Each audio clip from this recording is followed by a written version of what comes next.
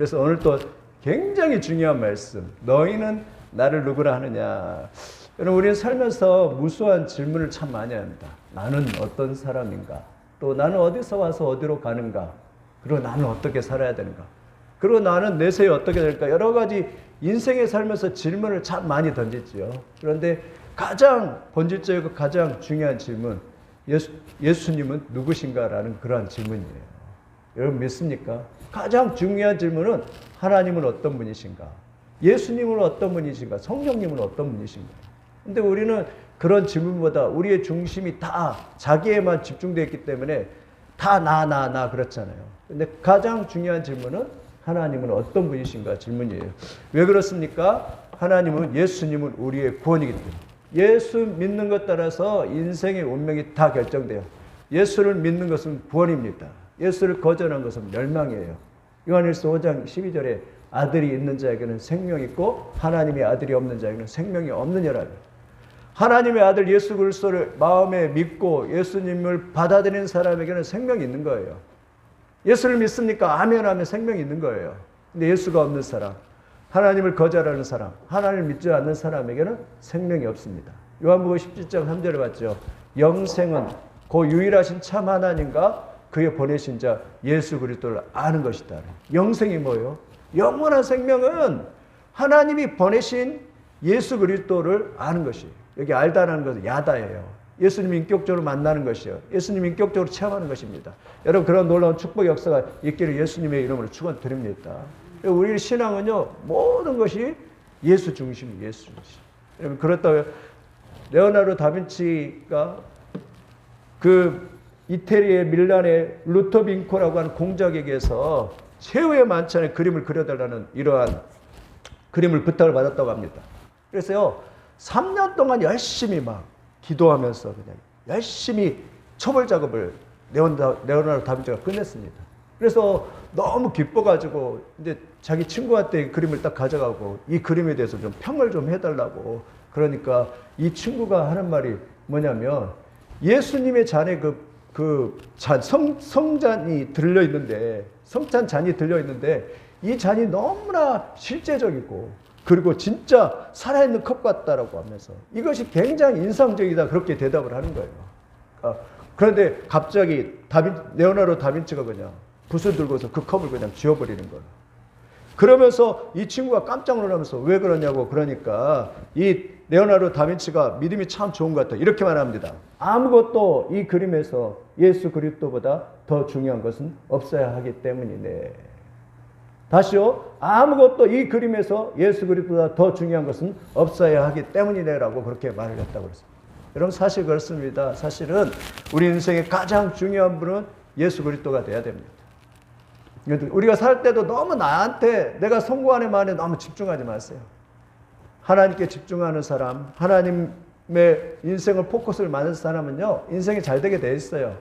예수님에게 구원을 맞추고 초점을 맞는 사람은요, 인생이 잘 되게 되어 있습니다. 우리 인생 나 자신은 별 볼 일 없어요. 그런데 우리의 초점을 예수님께 맡기고 우리의 중심을 예수님께 맡길 때 여러분 잘 되는 역사가 있는 줄 믿습니다. 그러면 오늘 본문에 가면 본문에 그래요. 한 2년 정도 되었을 때, 예수님이 공생애를 다 시작하고 한 2년 정도 되었을 때 빌립보 가이사랴에 갔는데 예수님이 두 가지 질문을 합니다. 첫째 질문이 뭐냐면, 사람들이 인자를 누구라 하느냐, 이렇게 묻는 거예요. 그러니까 보편적인 평범한 사람들이, 지금 많은 무리들이 지금 나를 따르고 있는데 그 따르는 사람들이 나에 대해서 어떻게 이야기하느냐, 아주 굉장히 좋은 질문이죠. 두 번째 질문은, 그래, 그들이 그렇다 치고 그러면 너희는 나를 누구라 하느냐, 이렇게 물으십니다. 근데 첫 번째 질문에 대해서 그렇게 대답합니다. 사람들은 예수님을 그렇게 생각했어요. 예수님을 침례의 요한이라고 생각했어요. 침례 요한은 알죠? 30년 동안 예수님의 오심을 준비하면서 광야에서 하나님의 성령을 받고 거기서 준비 잘 되는 사람. 그래서 그가 한마디 하면 그 영적 권위가 얼마나 컸던지, 광야에 있었는데도 사람들이 거기가 몰려가서 그 한 말씀 듣기 위해서 그 앞에 무릎을 꿇고, 그리고 그 말씀을 들었을 때 회개하면서 눈물을 흘리면서 요단강에 가서 세례를 받았던, 물세례를 받았던 사람이 세례 요한입니다. 엄청난 말씀의 선포자, 그 당시에 최고의 하나님의 사람, 지성, 그런 사람이 세례 요한이었어요. 그러니까 그런데 헤로데가 그냥 못 베어 죽었잖아요. 그런데 예수님이 다시 나타났을 때는 사람들이 이렇게 생겼어요. 이 사람이 바로 세례 요한. 세례 요한이 다시 살아났다라고 그렇게 사람들은 그렇게 생각을 했어요. 예수님은 최고의 설교가, 최고의 지성, 최고의 하나님의 사람이라고 그렇게 사람들은 그렇게 인식을 했어요. 그런데 그 말도 어느 정도는 일리가 있어요. 그러나 예수님이 생각할 땐 그것이 정답은 아니었어요. 또 사람들은 그렇게 생각했습니다. 엘리야 선지자라고 그렇게 생각해요. 엘리야 선지자. 예, 엘리야 선지자 알죠? 그가 갈멜산에서 그가 그냥 기도할 때 하늘에서 그냥 불도 내리고 그리고 하늘에서 비도 내렸던 선지자. 그러니까 예수님 보면서 사람들은 엘리야를 생각했어요. 예수님은 초자연적인 능력을 나타내는 엘리야 같은 그런 분이라고 그렇게 생각을 했어요. 그러나 그것도 정답은 아니었죠. 어떤 사람이 에레미야 선지자 중에 하나, 선지자 하면 예전에는 말씀을 증가하는 사람, 말씀을 증가하는 사람입니다. 그래서 사람들에게 말씀을 증가하는 사람, 그렇게 예수님을 보면서도 예수님은 말씀을 가르치는 사람, 말씀을 증가하는 사람이라고 그렇게 말을 했어요. 그런데 그것도 정확한 정답은 아니다. 그러면서 예수님이 정확하게 말을 하죠. 2년 됐을 때. 지금 너희는 나를 누구라고 하느냐.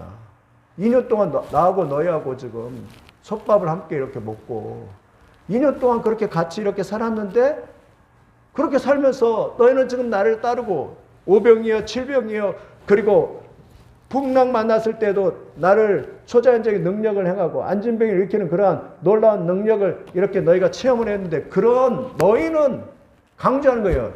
너희는 나를 누구라고 하느냐. 여러분 신앙도 마찬가지입니다. 너희는 나를 누구라고 하느냐. 너희입니다. 목사의 신앙 물론 중요하죠. 다른 분들 신앙도 중요하죠. 그러나 가장 중요한 것은 내 신앙입니다. 나는 예수님을 누구라고 하느냐. 너희는 나를 누구라 하느냐. 오늘 본문에서 이걸 강조하고 있습니다. 그럴 때 누가요? 사도 베드로가 마태복음 16절 오늘 본문에 이렇게 묻는다. 시몬 베드로가 대답하여 이르되 주는 그리스도시요 살아계신 하나님의 아들입니다. 근데 그냥 읽으면 이게 감동이 없어요. 그죠? 그래서 설교가 필요하고 해석이 필요합니다. 근데 이 말은 엄청난 말씀이거든요. 주는 그리스도시요 살아계신 하나님의 아들입니다.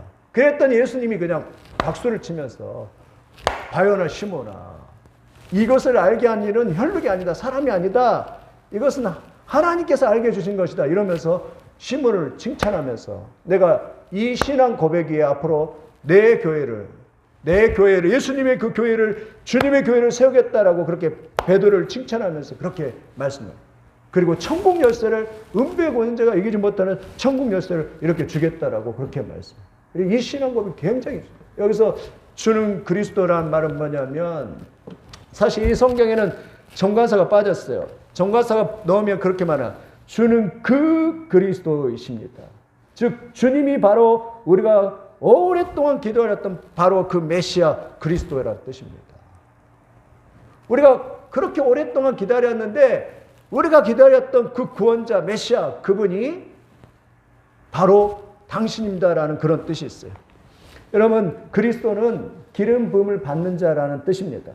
히브리어로 메시아예요. 그러니까 그리스도 메시아 똑같은 말이에요. 똑같은 말. 이해가 되시죠? 기름 부음을 받는 자. 구약에서는 기름 부음 받는 사람이 세 가지였죠. 왕, 제사장, 선지자가 있었죠. 제사장이 되고 왕이 되려면 양뿔에다가 기름을 부어서 채워가지고 와서 기름을 부어야지만이 그렇게 30세가 될 수 있었어요. 다윗도 그랬잖아요. 사무엘 선지자가 기름불에 가지고 채워가지고 와서 왕에게 기름을 부었다라고 그렇게 말합니다. 그런데 예수님은 바로 기름을 부음 받는 자라는 그런 뜻입니다. 첫 번째로 중요한 것은 제사장이에요. 제사장. 무슨 말이냐면 이스라엘 백성들은 제사장을 기다리고 있어요. 메시아이신 제사장을 기다리고 있었습니다. 왜냐하면 제사장은 하나님과 사람 사이에 중보자이기 때문에 그래요. 죄의 문제를 가지고 가서 죄의 문제를 해결하고 그리고 인간이 하나님 앞에 나갈 수 있도록 그 문제를 해결하는 사람이 누구냐면 제사장이기 때문에 그렇습니다. 그래서 예수님은 그 제사장으로서 우리의 모든 죄의 문제를 해결하고 하나님 앞에 나갈 길을 열고 그리고 우리의 구원자가 되기 위해서 제사장으로 이 땅에 오셨습니다라는 그 고백이 뭐냐면 주는 그리스도시오라는 그런 고백인 줄 믿습니다.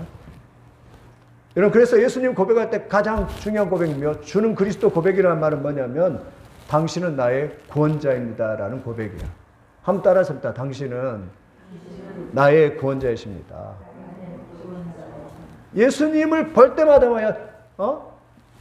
You are my savior. 영어로 You are my savior. 당신은 나의 구원자입니다라는 고백이에요. 예수님이 제사장으로 오셔서 우리가 하나님 앞에 도저히 나갈 수 없지만 제 문제를 해결하지 않고는 나갈 수 없지만 그러나 제사장으로 오셔서 중보자로서 우리의 죄 문제를 가지고 하나님 앞에 나가서 대신 예수님이 심판을 당하시고 십자가 달려 죽으심으로 말미암아서 우리의 모든 죄의 문제를 해결하심으로 말미암아서 우리가 구원을 받았는데 그 당신은 그리스도 그 말은 뭐냐면 당신은 나의 구주, 나를 죄에서 구원하시고 하나님 앞에 나갈 유일한 생명의 길을 열어놓으신 분이라는 그러한 뜻이 바로 주는 그리스도시라는 그러한 뜻에 이렇게 달려있다라는 걸 믿습니다. 여러분, 그러한 고백이 참 중요합니다. 그래서 주님을 고백할 때면 예수님을 고백할 때 주님 당신은 나의 구원자이십니다. You are my savior. 여러분, 그런 고백이 있기를 예수님의 이름으로 축원드립니다. 두 번째 고백은 뭐냐면 당신은 왕이십니다라는 거예요.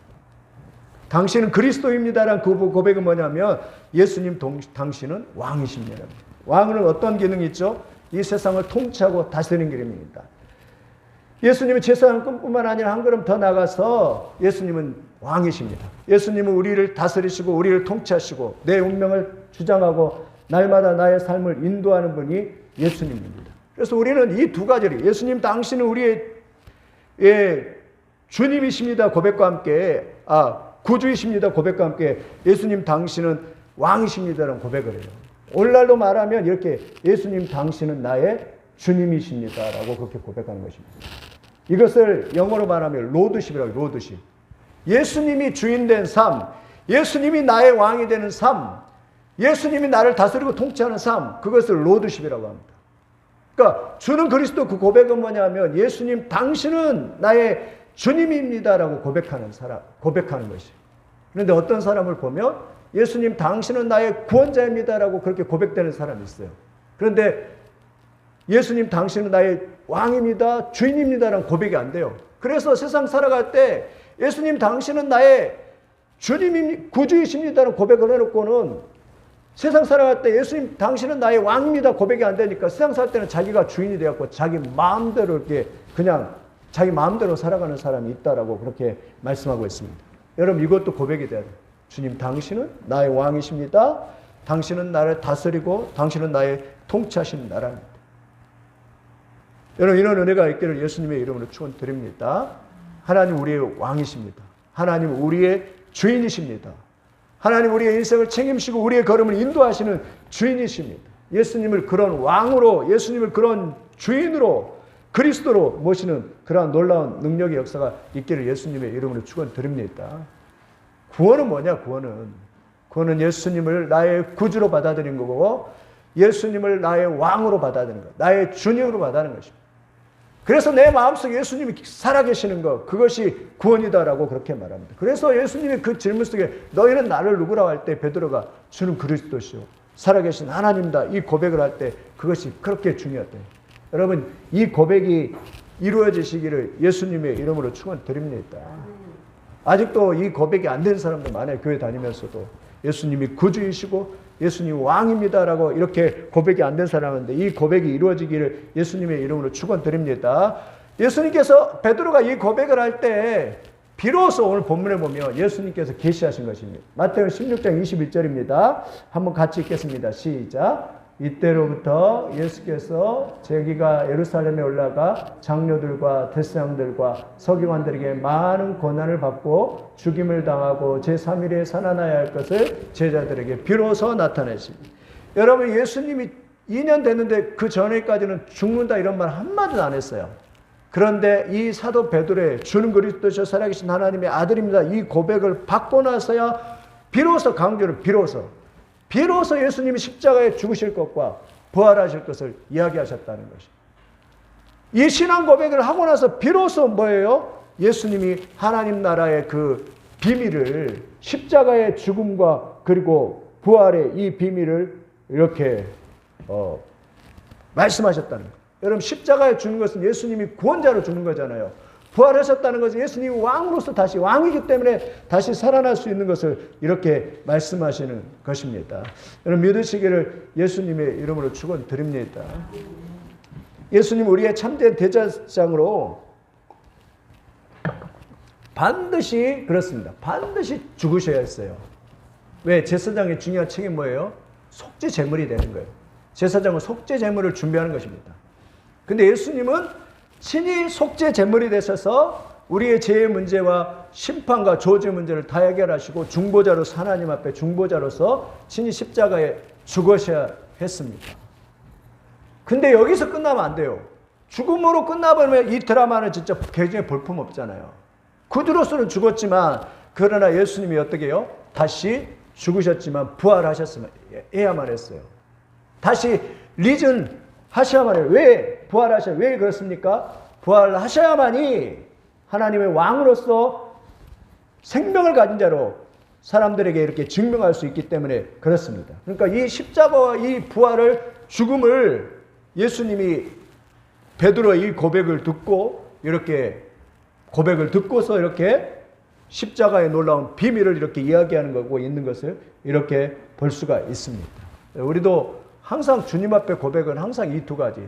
주님은 그래서 나의 구원자이시고 주님은 나의 왕이십니다. 이 고백이 있기를 예수님의 이름으로 축원을 드립니다. 그러면 어떻게 예수 그리스도를 구주와 주님으로 믿을 수 있을까? 마태복음 16장 17절 우리 한번 같이 읽어보겠습니다. 시작.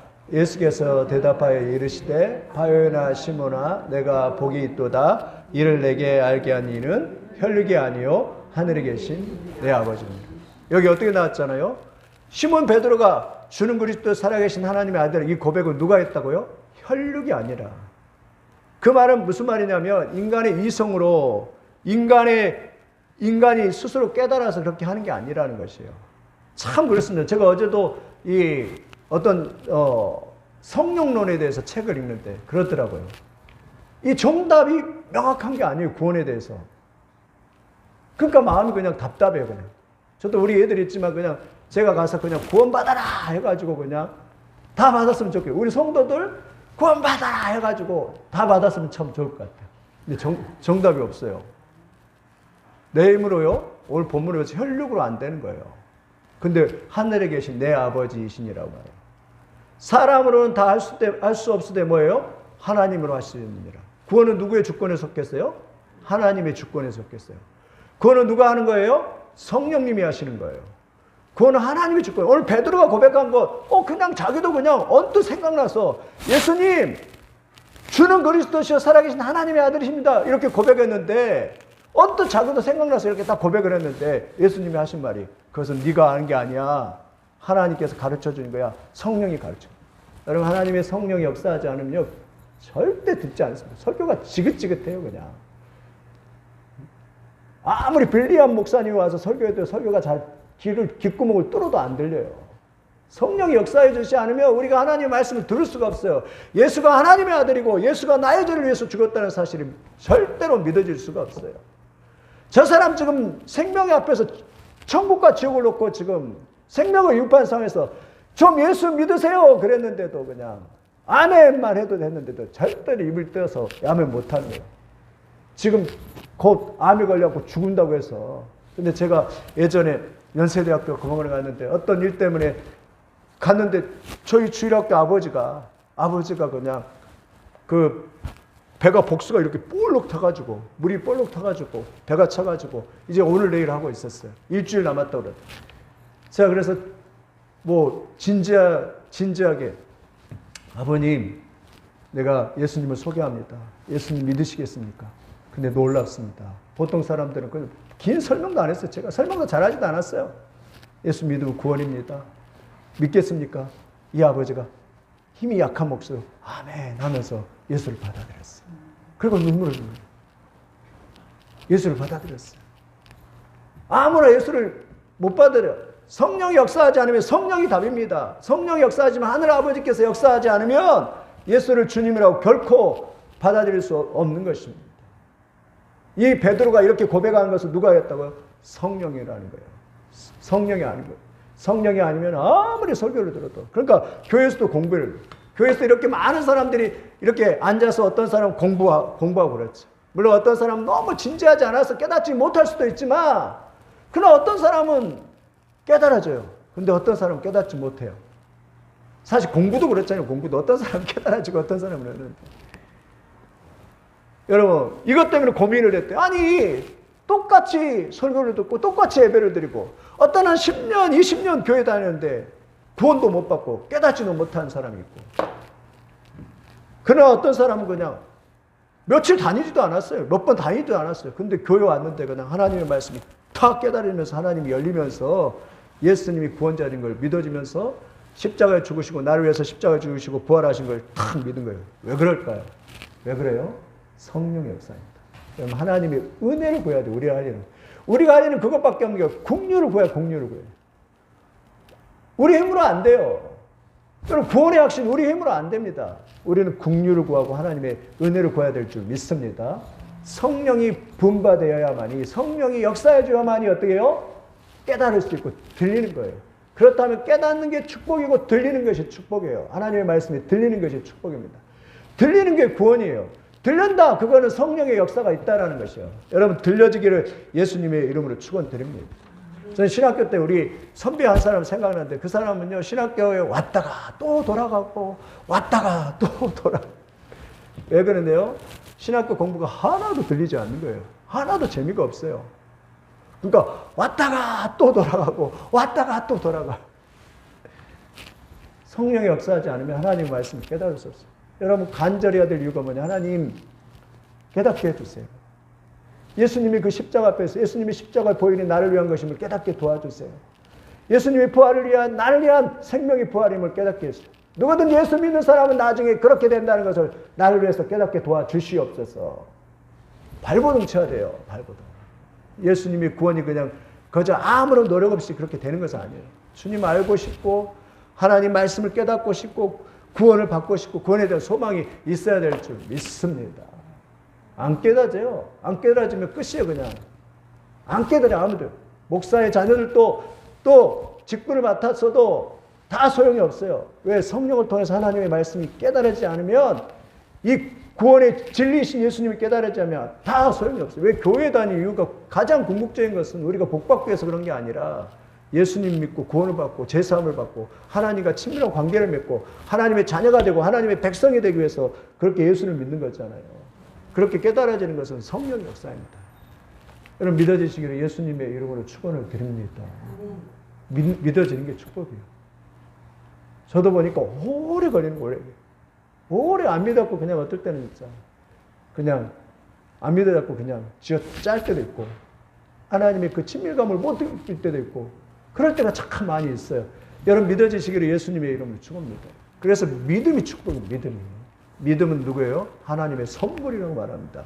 믿음은 하나님의 성령의 선물이에요. 믿음이 축복입니다. 믿어지시기를 예수님의 이름으로 축원을 드립니다. 여러분, 깨달아지니까 엘리사 게하시라고, 엘리사의 종은 아니지만 한 여학생이 이제 포로로 잡혀가지고 저 나만 장군의 집에 포로로 잡혀갔어요. 포로로 잡혀갔는데 거기서 그냥 허드렛 일 하면서 거기서 종으로 이렇게 살아가고 있습니다. 근데 나만 장군은 문둥병이 걸렸잖아요. 문둥병 걸렸는데 보니까 자기 주인이 너무 불쌍하는 거예요. 너무 불쌍하니까 이 여종이 볼 때 중학생밖에 안 돼요. 아직 여종이 아주 어린애예요. 그냥 포로 끌려가서 여주인 서빙을 하면서 그냥 이렇게 살아갑니다. 뭐 그렇게 살아가요. 그런데 이 아이가 깨달은 거죠. 이 아이가 그 여주인한테 이렇게 말합니다. 우리 주인님이 이스라엘 가면 엘리사라고 하는 선지자가 있는데 그 앞에 가면 나올 수 있을 텐데. 여러분, 대단한 믿음 아니에요? 그 앞에 가면 나올 수 있을 텐데. 근데 여러분, 더 놀라운 것은 세상에 그 여주인이 나만 장국에 말해요. 여보 저 꼬마애가 우리 종이 이야기하는데 지금 이스라엘 가면 나올 수 있대. 왜냐하면 엘리사가 있대. 그 말을 들은 거예요. 그럼 여러분 같은 경우는 에이, 쓸데없이 그냥 뭐 보잘것없는 요종이 그런 말을 했는데 뭐 들을 거 어디 있어? 들을 만한 것이 어디 있어? 이러면서 그냥 집어쳐 이렇게 했을 때입니다. 근데 병들면 안 그래요. 다 들어옵니다. 병들면요 갈급함이 생겨요. 낳고 싶어요. 그래서 이 나만 장군이 왕에 가서 왕이 편지 하나 써주세요. 그래갖고 편지 하나 써가지고 그래가지고 엘리사 앞에 딱 가지 않아요. 왜 그렇죠? 믿음 때문에. 그 어린아이의 그 믿음 때문에 그 나만 장군의 믿음이 그리고 결국 이렇게 가는 거예요. 그래서 요단강에 가서 7번 물을 닫고 그냥 문둥병을 낳아서 나만 장군이 구원을 받았어요. 하나님을 믿었어요. 그리고 하나님을 선언했어요. 이방 사람인데 하나님을 선언하고 그렇게 하는 사람이 되었다라고 그렇게 말씀을 하고 있습니다. 성령의 역사가 하나님의 역사로 깨달아진 줄 믿습니다. 여러분 깨닫는 능력의 역사가 있기를 예수님의 이름으로 축원을 드립니다. 그래서 우리는 두 가지 기도합니다. 첫째, 하나님과 반드시 구원 앞에서 직면할 때 두 가지. 하나님, 예수님이 누구신지 깨닫게 해주세요. 예수님이 하나님의 아들이시고 예수님이 십자가에 나를 위해서 구원받아 돌아가셨다고 하는데 부활하셨다고 하는데 이것을 깨달아 알게 해주세요. 믿어지게 도와주세요. 근데 이렇게 했는데도 믿어지지 않거든요. 또 하나 기도할 제목은 뭐냐면 하나님, 내가 하나님 앞에서 얼마나 죄인인지를 알게 도와주시옵소서. 이게 굉장히 기도가 중요합니다. 우리가 죄인인 걸 깨닫지 못하면 구원이 아무 필요가 없을 거 아니에요. 나 죄 지은 거 없어 이러면 어떻게 구원이 필요하겠어요. 내가 하나님 앞에서 내가 얼마나 죄인이고 하나님의 말씀대로 살지 못하고 하나님의 은혜를 사모하지 않고 그리고 하나님의 뜻대로 살지 못한 그런 우리가 그래요. 지금은 이렇게 다 괜찮은 것 같아요. 근데 누구 앞에 서면 예수 앞에 서면 하나님 앞에 서면 우리는 다 드러납니다. 저도 그래요. 괜찮은 목사 같지만 절대 안 그렇습니다. 나의 모든 죄가 다 들통나고 다 죄가 드러나요. 성령이 우리에게 임하시면 죄가 다 들통나요. 그때 깨달아질 때 그 죄가 들통났을 때요. 예수님 앞에 나와서 예수님 내 죄를 용서해 주시고 십자가 보혈로 씻어 주시옵소서 할 때에 여러분 구원의 놀라운 능력의 역사가 일어날 줄 믿습니다. 그래서 우리는 두 가지 항상 기도합니다. 예수님을 알게 해주세요. 예수님의 십자가 부활을 알게 해주세요. 또 우리 기도해야 합니다. 하나님, 내가 얼마나 하나님 앞에 비참한 죄인인지, 내가 하나님이 의로는 하나님 앞에 나갈 수도 없는 그런 죄인임을 알게 해주세요. 그래서 그 죄인이 그 예수님을 중보로 해서 하나님 앞에 나갈 수 있는 그런 놀라운 하나님의 비밀을 알게 해달라고 여러분 기도해 됐어요. 예수님을 만나는 그러한 놀라운 축복의 역사가 있기를 예수님의 이름으로 축원드립니다. 예수를 못 만나면, 인격적으로 못 만나면 우리는 구원을 받을 수도 없을 뿐만 아니라 하나님의 놀라운 성령의 혜택도 못 받고 하나님의 자녀로서 받아야 누리는 혜택을 못 받게 되는 것이에요. 우리가 하나님과 이 구원의 커넥션이 연결이 되고 구원을 하나님에게 플러그인이 돼야지만이 하나님과 연결이 돼야지만이 우리가 구원을 받는 하나님의 자녀가 된다라고 그렇게 말씀하고 있습니다. 여러분 놀라운 이 하나님의 놀라운 구원의 놀라운 은혜를 누리는 그러한 종들이 다 되시기를 예수님의 이름으로 축원을 드립니다. 말씀 하나 증거하고 마칩니다. 아르메니아에 대진이 일어났답니다. 그때 5만 5천 명이 죽었대. 굉장한 참사였다. 구층이 그냥 무너졌다라고 그렇게 합니다. 근데 그 콩쿠르등 밑에 한 모녀예요. 수잔나라고 하는 모녀가 그리고 가이안이라고 하는 딸이 이렇게 그 틈새에 이렇게 삼각형 틈새에 이렇게 살았어요. 근데 이런 일이 있으면 가장 중요한 게 물이잖아요. 그리고 체온이잖아요. 그런데 이 가이안이라고 하는 딸이 너무 목이 말라서 막 비명을 지릅니다. 엄마 목이 말라 그렇게 비명을 지릅니다.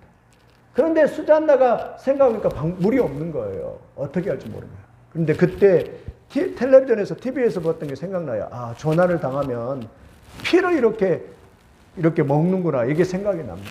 그래서 여기 뒤져보니까 유리 같은 유리 조각이 있는 거예요. 그래가지고 이 수잔나가 자기의 손에 그냥 피를 그 유리 조각을 찔러가지고 자기들이 엄마 목말라 하니까 겨우 가까스로 그 딸에게 다가가가지고 자기 피를 찔러가지고 이렇게 딸에게 먹입니다. 그러니까 딸이 그 목마름이 갈증이 나요. 또 지나가는데 또 딸이 그냥 엄마 목말라 이러는 거예요. 그럴 때 이 수잔나 어머니가 또 그냥 자기 생사를 그냥 찔러가지고 피가 터져 나올 때 그 피를 그냥 자기 딸에 먹였어요. 그렇게 해가지고 딸을 구출했는데 15일 후에 이 딸이 구조를 받았다. 딸하고 그 엄마가 구조를 받았다라고 그렇게 말씀합니다. 엄마의 피 흘림으로 엄마의 피 때문에 이 딸이 살아났던 것입니다. 그것이 유일한 희망이고 유일한 대답이었어요. 지금도 마찬가지입니다. 우리의 유일한 대답, 우리의 유일한 구원, 예수 그리스도입니다. 예수 그리스도가 없이는 누구도 구원을 받을 수 없습니다. 그리고 우리의 모든 신앙의 중심은 예수님이 중심이어야 했어요. 그리고 물어야 돼. 예수님은 누구신가? 예수님은 나에게 어떤 분이신가? 그 대답을 할 수 있기를 예수님의 이름으로 축원을 드립니다. 그래서 가장 중요한 질문은 그 예수님은 누구신가? 하나님은 어떤 분인가? 성령님은 어떤 분인가? 여러분 이 대답을 가지고 한 주간 살아가시길 예수님의 이름으로 축원 드립니다.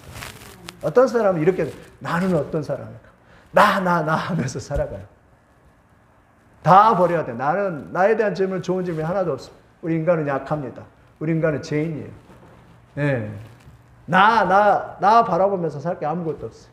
근데 뭐예요? 예수님은 어떤 분인가? 하나님은 어떤 분인가? 성령님은 어떤 분인가? 그러면 예수님 앞에 내가 어떻게 믿어야 할 것인가? 성령님을 내가 어떻게 영접하고 성령님의 인도함을 받을 것인가? 그리고 하나님을 어떻게 예배하고 섬길 것인가? 이 질문에 따라서 이렇게 잘 살면 여러분 그 사람은 최고의 축복의 사람이 되는 줄 믿습니다. 질문 잘하면 살아야 돼요. 어떤 맨날 질문을 하더라도 그냥 쓰레기 같은 질문. 어떻게 돈 벌 것인가? 어떻게 살 것인가? 좋은 것 같아도 별로 이렇게 어떻게 그게 아니라 우리 질문을 바꿔요. 하나님은 어떤 분인가? 내가 하나님의 자녀라면 나는 어떻게 하나님께 영광을 돌리며 살아야 될 것인가?